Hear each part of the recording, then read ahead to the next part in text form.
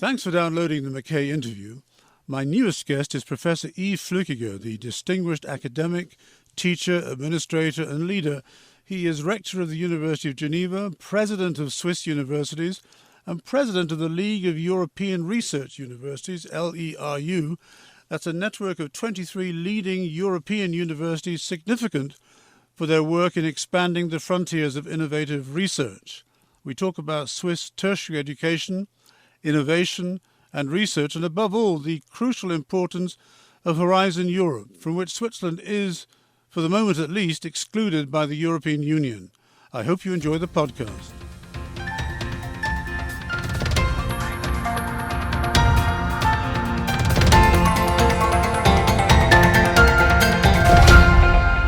Hello everyone. There are not many small countries, if any at all, so well represented high up in the QS World University rankings. But when I last looked, Switzerland had two. The ETH in Zurich at number 8 and the EPFL Lausanne at number 14. They're both federal institutes. And that's impressive as the competition is intense. Today we will look closely at education. In fact, tertiary education, research and scientific research, especially Switzerland's contribution to and involvement with European science and research, why it's important and what the future holds. My guest is the distinguished academic, teacher, administrator and leader, Professor Yves Flueckiger. He's the rector of the University of Geneva, president of Swiss Universities. That's an organization whose website describes its purpose as being the common voice of the Swiss universities, promoting cooperation and coordination between the universities and the various types of universities in Switzerland. And not only that, he's also president of the League of European Research Universities, LERU, a network of 23 leading European universities significant for their work in expanding the frontiers of innovative research. I'm delighted to be sitting in his elegant office in the university. And by the way, this distinguished institution dates back to 1559. That's 463 years, and was founded by John Calvin, who needs no introduction in this city. Hello, Professor Flueckiger. Yves, if I may, thanks so much for inviting me and listeners to the McKay interview to your office today. Thank you very much, and I'm very pleased to be with you. It's good to see you again. Thanks. Yves, when preparing for this radio conversation, it came quite forcefully to me that there's a lot happening in your particular field of education and scientific research, and that the implications of certain events in recent past will have an effect on many of us, even though we might not be aware of that effect. And perhaps they're even having an effect on us now. And let's spend the next half an hour with your help and guidance explaining and clarifying what is going on and why more people need to know. Before we get to the heart of the issues, please, for the sake of our listeners, give me a brief overview of Swiss tertiary education, especially with regard to research. Where are the centres of education and excellence, and how broadly are they financed? I mean, public, private, federal, cantons. Yves. Thank you very much. First of all, I think we need to give very broad figure about the Swiss education system in general. And the first which should be mentioned is the fact that out of 100 young people, a little bit more than 50 of them are choosing to do an apprenticeship. 50%, 50%, something like that. Wow. Spending half of their time in a given firm, which hire them with a small salary, and the rest of their time they are spending to formal education in given special institutions. A little bit less than 50 young people choose to go to a higher education institution. And there are, in fact, three kinds of this institution. You mentioned already the two federal institutions called the Political School in Lausanne and in Zurich. They are financed by the Confederation. And beside that, we have 10 cantonal universities, which are public, 10 entities, which are public entities financed mainly by the cantons, to which they belong. The example of Geneva University is one of them, ranked lately at the 62 rank of the Shanghai ranking, which is a very high level also of the education and research done at the University of Geneva. And then beside of that, we have also 12 other higher education institutions, which are in fact University of Applied Sciences. And their goal is really to develop application, to have innovation, also to have more applied research. And these these take young people at undergraduate level or only at graduate level? They're taking also undergraduate levels. Yeah, exactly. And then we have, beside of that, 14 University of Teacher Education, which are totally financed by the cantons, and they are located all over Switzerland.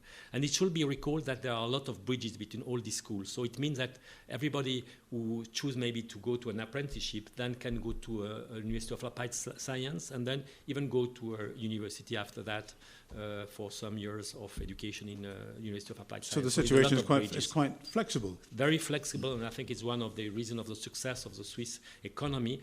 Just let me recall that the unemployment rate right now in Switzerland is 2% or 2.1%, which is very low. It's amazing, very low, yeah, absolutely.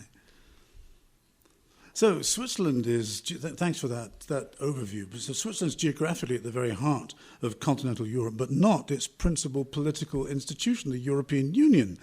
So please tell me, Yves, historically, where and how has Switzerland's academic and scientific research expertise fitted in to the continental picture? Please provide some context, especially the period before the EEC and then European Union came to pass. And for example, I understand that CERN played an important part, and of course it still does. Yes, exactly. I think the European research area started really in Geneva in 1954, where the CERN was created. And it was created, in fact, at the University of Geneva in the School of Physics at the University of Geneva, and it was really the start of European research area. And then in 1984, there was an extension of this research area with the European Research Framework Programs. It was the start of this program, which played a crucial role in the development of fundamental research and its translation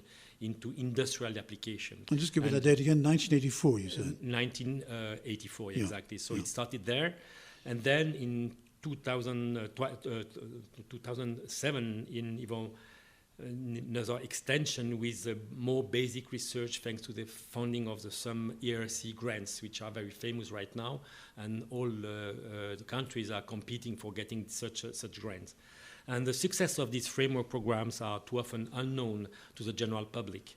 This is due to the fact that it takes many years, in fact, before the research carried out on translated into application, really innovation also. And that's the nature of science. Exactly, yeah. You need a lot of years just before being able to get an innovation. And maybe I will take two examples to illustrate this translation between fundamental research and then innovation. First of all, the most striking example is the first RNA vaccines against COVID-19, which was a direct result of a research effort financed by the European Research Council some 20 years ago. So it started really with fundamental research. And then the vaccine was done by the biotech company, BioNTech, a European company whose founder, Mr. Sahin and Mrs. Turecci, both of whom came to Germany as Turkish immigrants. Yes, I saw them on television. Yes, exactly. And they were funded, in fact, by the European Research Council, the ERC. They received these ERC grants, and they have been able to develop this research. And then we can say that if science has been able to produce a vaccine solution against COVID-19 in a record time, really, it must be remembered that it was possible because the research obtained funding for research that initially seemed highly unlikely. So it started 20 years ago, and then there was the application, but it takes time really to go to this innovation. But it's also due to the collaboration that had been established between scientific teams throughout Europe and throughout the world.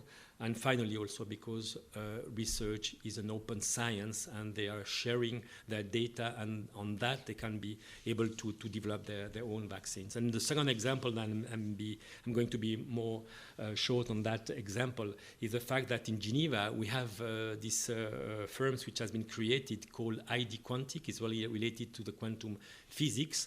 And it was I wanted to talk to you about that later exactly. on. Yes. We'll come maybe later on that aspect. But it's quite interesting to see that this company was founded in Geneva in 2001 by 4 scientists coming from the University of Geneva who received large funding from the Swiss National Science Foundation, but also from the various European framework programs.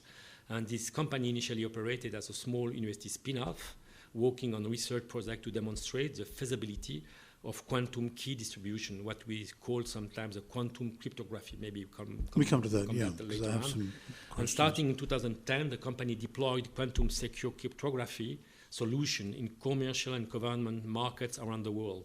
In 2016, the ID Quantic company raised additional capital from strategic investors, including South Korea Telecommunication and also Deutsche Telekom. So it was very interesting to see that the startup was really created in Geneva, and then it was bought by other big companies that invest very much on that field.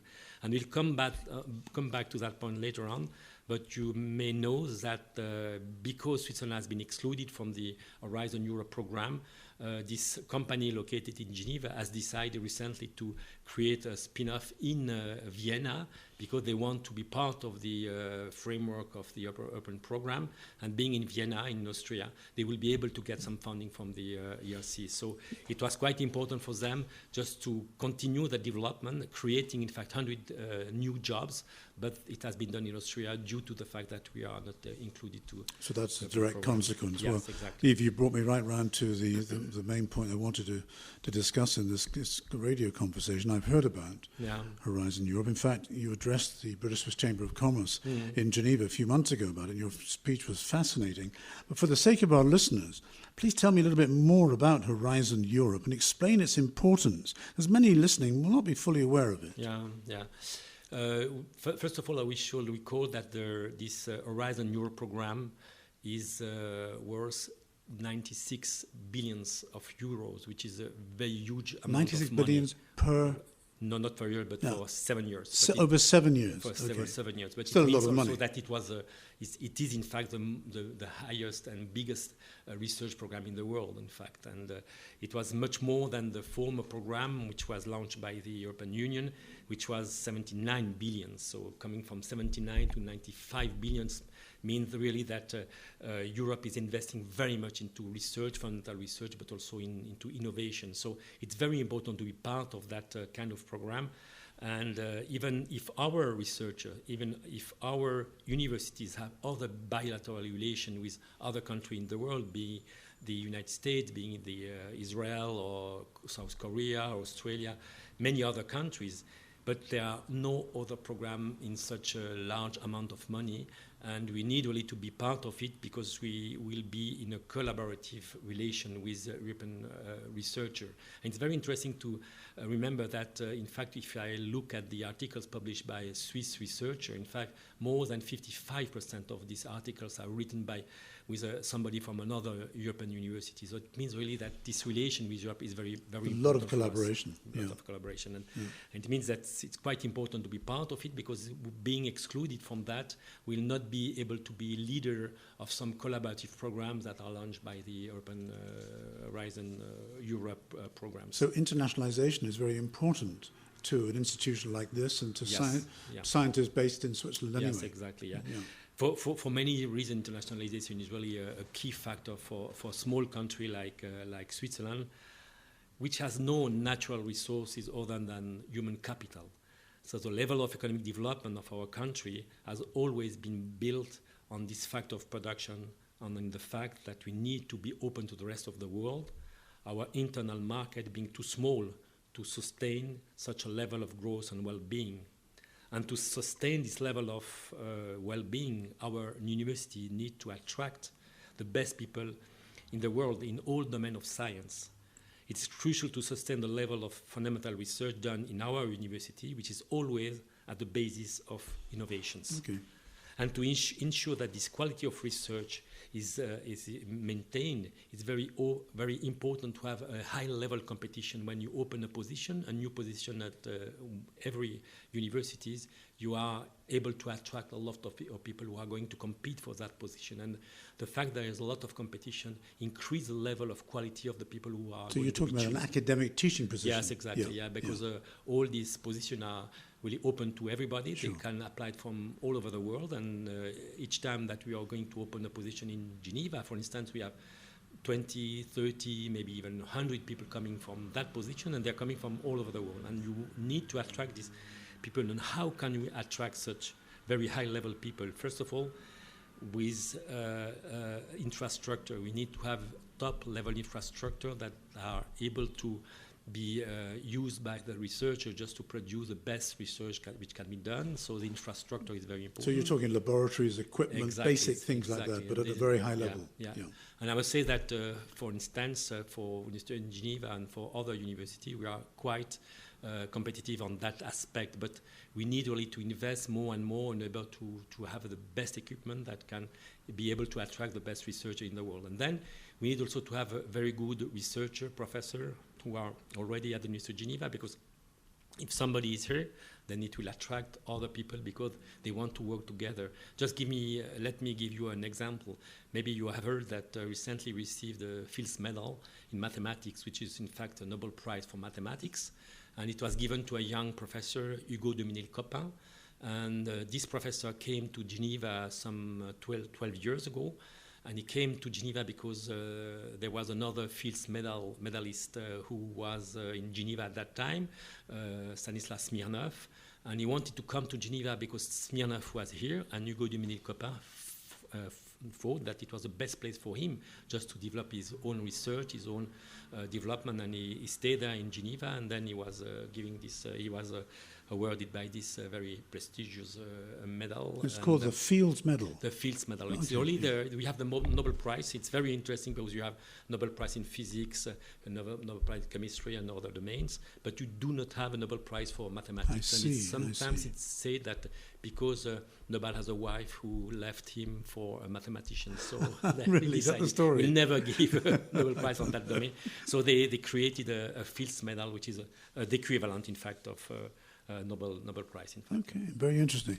My guest today is Professor Yves Flueckiger, Rector of the University of Geneva, President of Swiss Universities, and President of the League of European Research Universities. Yves, I just want to step, not back, but just to one side a little bit before we go back to Horizon Europe. Tell me, how do Swiss research institutions interact with business and commerce?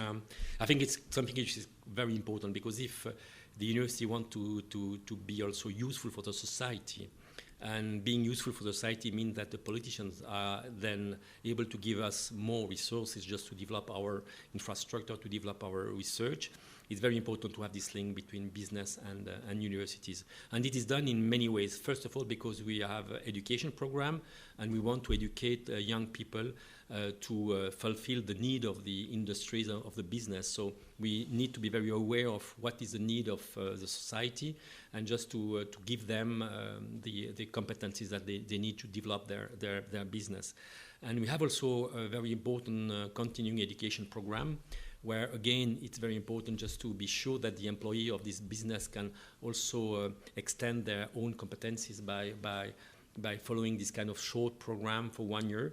And let me give you an example for the University of Geneva. Recently, we have decided to create a professional doctorate, which was the first one created in Switzerland. It's some kind of professional, DBA. Like an executive program. Yeah, exactly, but in really like a PhD. But you are not getting a PhD, an unusual PhD where you will be able to be a professor in a university. But it's some kind like what we call in other countries DBA, which is the Doctorate of Business Administration. Understand. And we created this kind of doctorate because there was a lot of people asking us to develop this kind of program for people being in finance.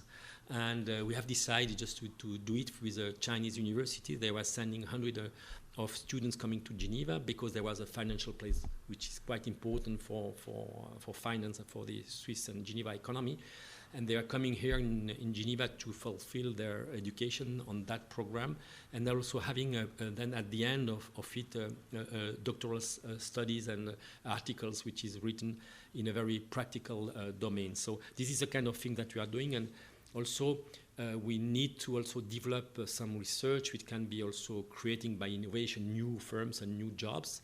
And again, to give an example from the University of Geneva, we have created in our university some kind of laboratory for where the firms can come to test their own products.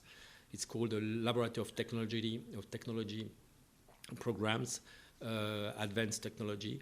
and they can use the infrastructure that we have at the University of Geneva just to develop their own research. That's what happens at CERN, in a way. Yes, exactly, in a Yeah. way. In fact, Yeah. and when they are coming to the university, they will receive the capacity to use this equipment, but at the same time also the capacity to have qualified people who can use this instrument just to develop new innovation for them, and also to test some product that they have developed and to see if it's working. So this is the kind of thing that we can do with the cantonal business and small firms at the level. That's fascinating. Now, something slightly different now, but again, it's very important.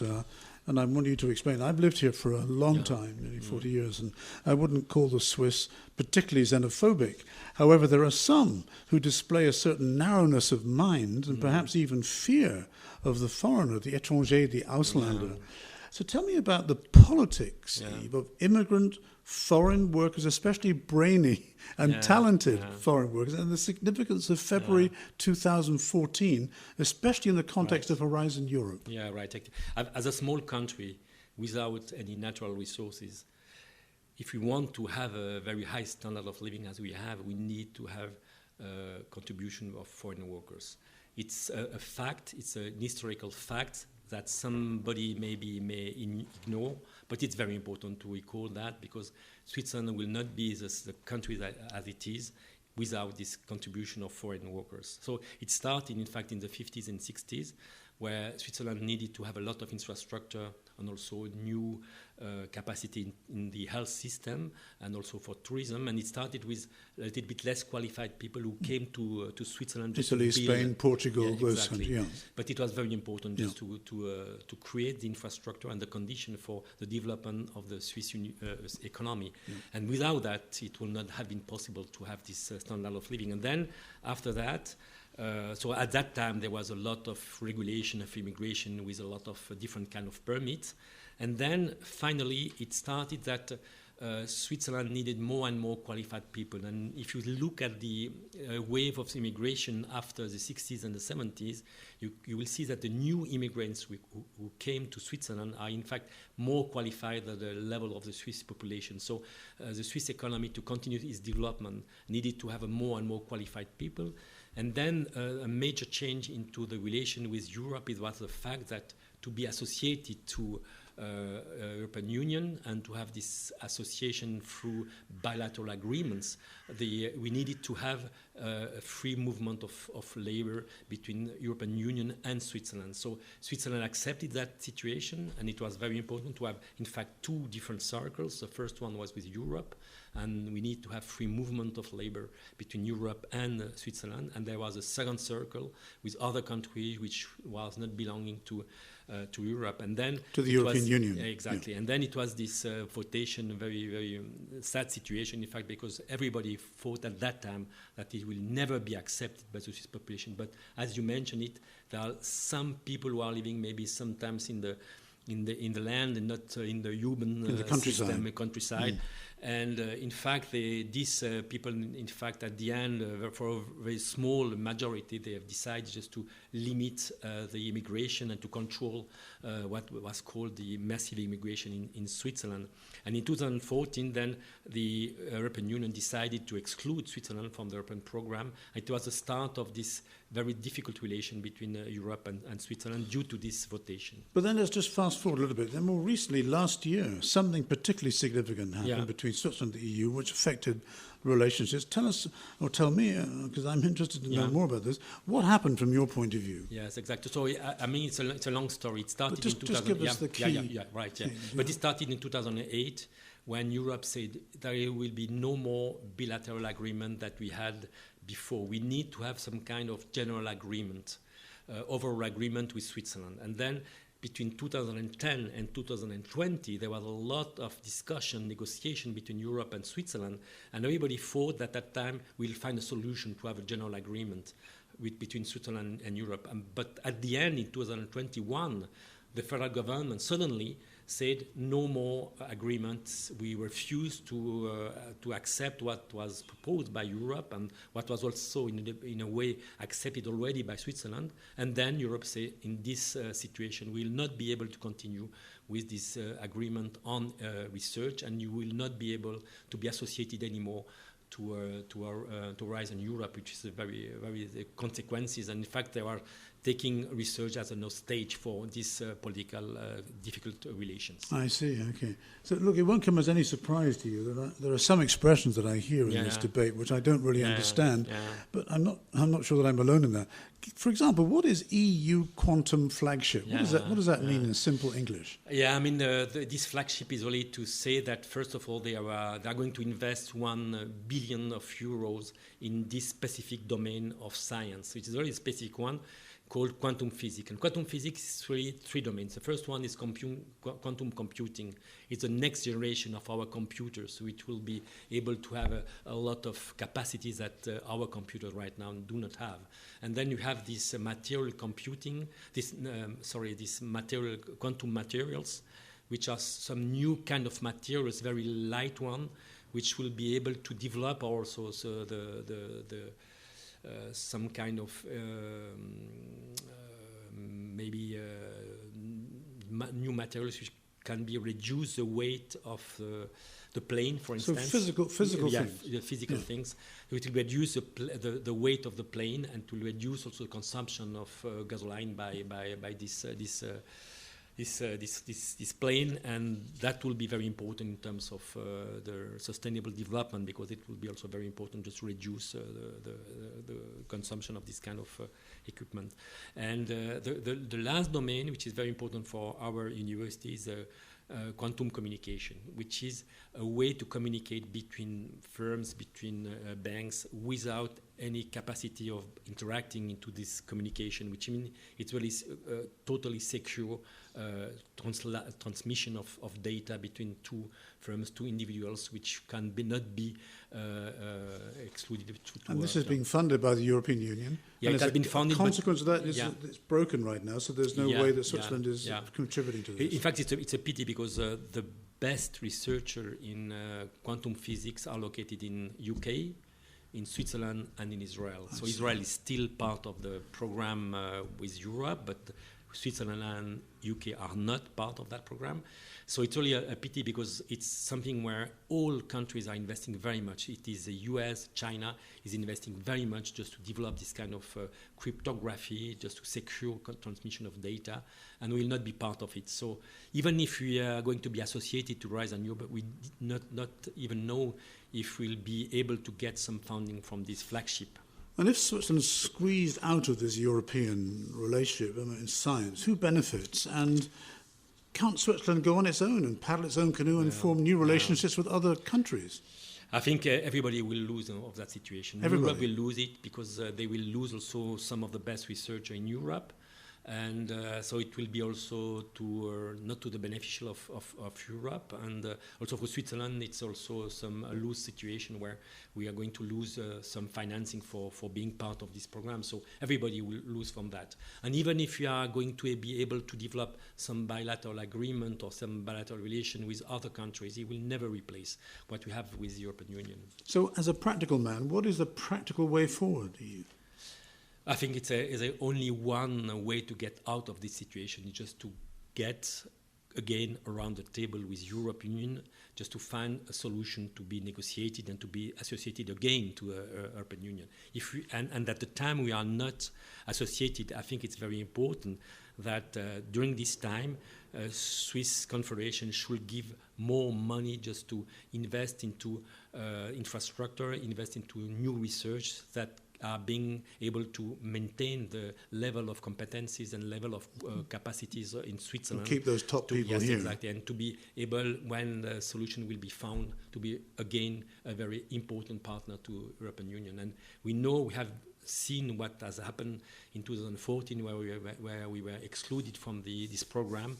And I think it will going to be repeated again this time, and it's even longer than in 2014. So the longer it is, the more it will be a lot of damages to Swiss research and the Swiss community. And with your long experience and insights, I mean, how do you see the future? Do you feel confident deep in your gut? I think I was confident at the beginning of the year that we will find a solution, because a lot of people, industries, business, sciences, were just calling to the federal government to say we need to find a solution. But then the time passed on, and I do not see any sign that something is going to happen. And I think I'm more pessimistic than I was at the beginning of the year. And after this, if at the end of 2022 we do not have a solution, I'm afraid that we'll be out of this program until 2027. By the end of 2022, which is not far away. No, it's not far away. So we need really to find a solution. And I think time is going on, and there is no sign on the side of Europe, on the side of Switzerland, that something is going to happen. So I'm a little bit pessimistic. I see. Well, isn't it never good to end a conversation on a pessimistic note, but it's good to be practical and realistic. Yves, thanks. Thank you very much. Many times for describing matters so clearly and explaining the importance for Switzerland's scientific research under Horizon Europe. My guest today has been Professor Yves Flueckiger, Rector of the University of Geneva, President of Swiss Universities, and President of the League of European Research Universities. Thanks for having me here today. Thank you very much, Mike. Thank you for listening. Please share the show with those around you, and if you have any questions or feedback, write to me at contact@mackays.ch. I promise that I will reply to you.